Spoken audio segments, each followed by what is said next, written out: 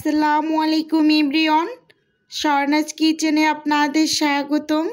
কেমন আছেন সবাই? আশা করি আল্লাহ তাআলার অশেষ রহমতে সবাই খুব ভালো আছেন।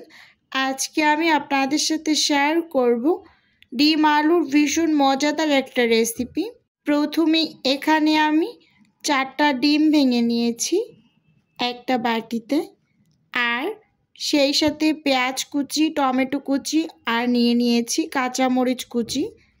এক এক করে ডিমের মাঝে সবগুলোকে দিয়ে নিচ্ছি, দেখতেই পাচ্ছেন বন্ধুরা। আর দিয়ে দিচ্ছি স্বাদ মতো লবণ। এখন একটা কাঁটা চামচের সাহায্যে সব কিছু একসাথে খুব ভালোভাবে নেড়ে চেড়ে মিশিয়ে নেব।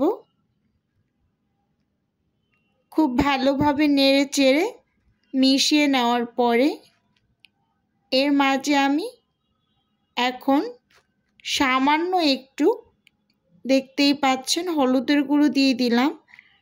এটা সম্পূর্ণই অপশনাল, কেউ চাইলে স্কিপ করতে পারেন।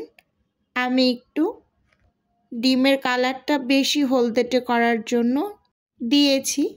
এখন নেড়ে চেড়ে মিশিয়ে ডিম ভেজে নেব। চুলোতে একটা প্যান বসিয়ে দিয়েছি। প্যানটা ভালোভাবে গরম হয়ে আসার পর এর মাঝে দিয়ে দিয়েছি তেল পরিমাণ মতো ডিম ভেজে নেওয়ার জন্য। তেলটাকে ভালোভাবে একটু গরম করে নেব। আসলে ডিম তো আমরা মোটামুটি পর্যায়ে সবাই ভাজতে পারি, তারপরও রেসিপি তৈরি করছি সেই সুবিধার্থে এই অংশটুকু কিন্তু রেখে দেওয়া। এই যে দেখতেই পাচ্ছেন বন্ধুরা, আমি ডিমগুলো দিয়ে দিয়েছি। একটু সময় অপেক্ষা করে নেব। তারপর আমি কিভাবে করে ডিমটা উল্টে নিচ্ছি একটু লক্ষ্য করেন। এই যে খুন্তি দিয়ে এভাবে করে ভাঁজ করে আমি ডিমটা ভেজে নিচ্ছি। এভাবে ভাঁজ করে ডিম ভাজার ফলে এই রেসিপিটা তৈরি করার ক্ষেত্রে দেখতে ভীষণ সুন্দর হয়।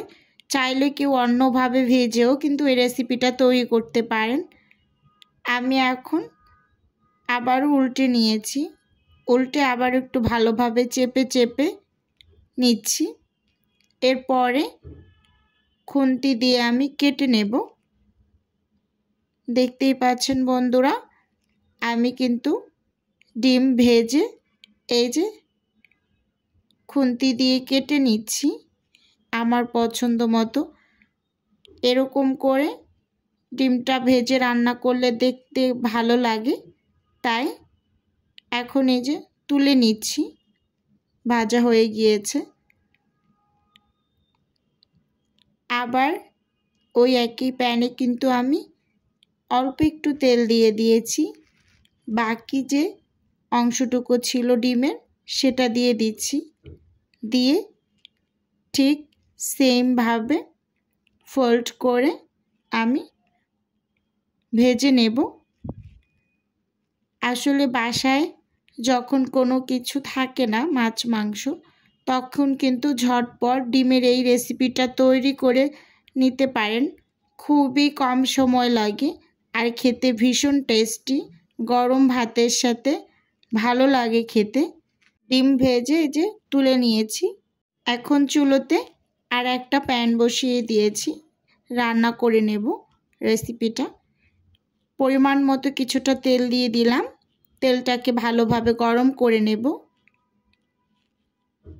তেল গরম হয়ে আসার পর এখন এই যে কেটে রাখা আলুগুলোকে দিয়ে দিচ্ছি। আজকে আমি ডিম আলুর ঝোল একটা রেসিপি তৈরি করছি। ওপর থেকে বেশি করে কিছুটা পরিমাণ পেঁয়াজ কুচি দিয়ে দিচ্ছি, সেই সাথে স্বাদ অনুযায়ী লবণ দিয়ে দিলাম। খুব ভালোভাবে নেড়ে চেড়ে মিশিয়ে নিচ্ছি। দেখতেই পাচ্ছেন বন্ধুরা, এখন এই পেঁয়াজ আর আলুগুলো একেবারে লাল লাল করে একটু ভেজে নেব। সেজন্য উপরে একটা ঢাকনা দিয়ে দিয়েছি। প্রায় 4-5 মিনিটের মতো একটু ঢাকনা দিয়ে মিডিয়াম আঁচে এই যে ভেজে নিয়েছি, দেখতেই পাচ্ছেন বন্ধুরা। এখন এর মাঝে আমি দিয়ে দেব আদা রসুন বাটা। অনেকে আদা রসুন বাটা খায় না, আপনারা চাইলে স্কিপ করতে পারেন। এই যে এখন সামান্য, একেবারে সামান্য, হাফ চামচের থেকেও কম করে আদা বাটা রসুন বাটা দিয়ে দিয়েছি। খুব ভালোভাবে কিন্তু নেড়ে চেড়ে ভেজে নেব যতক্ষণ না পর্যন্ত আদা রসুনের কাঁচা গন্ধটা চলে যায়। ভালোভাবে ভেজে নিয়েছি। দেখুন বন্ধুরা, এখন কিন্তু আমি গুঁড়ো মশলা অ্যাড করছি।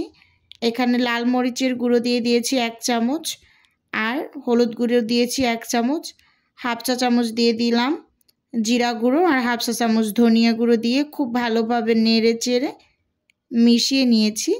এখন এর মাঝে আমি কিছুটা পরিমাণ পানি দিয়ে দিয়েছি।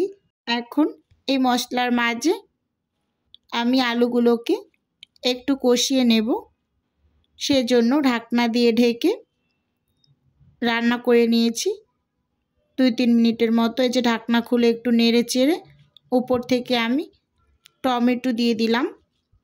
আমি ফ্রোজেন টমেটো ব্যবহার করছি, আপনাদের কাছে ফ্রেশ টমেটো থাকলে আপনারা এখানে ফ্রেশ টমেটোটা ব্যবহার করবেন। আবার কিছুটা পরিমাণ পানি দিয়ে দিলাম, দিয়ে ঢাকনা দিয়ে ঢেকে টমেটোটাকে একটু গলিয়ে নেব। দেখতেই পাচ্ছেন বন্ধুরা, ঢাকনা খুলে টমেটো কিন্তু একেবারে ভালোভাবে গলে গিয়েছে। খুব ভালোভাবে একটু নেড়ে চেড়ে মিশিয়ে নিচ্ছি সব কিছু। এখন আমি ঝোলের পানি অ্যাড করে দিচ্ছি। এখানে আমি 1.5 কাপ ঝোলের পানি দিয়ে দিয়েছি। এখন আমি তুলে রাখা যে ডিমগুলো সেগুলোকে দিয়ে দেব। দিয়ে আমি মিডিয়াম আঁচে 5 মিনিটের মতো রান্না করে চুলোটা অফ করে দেব।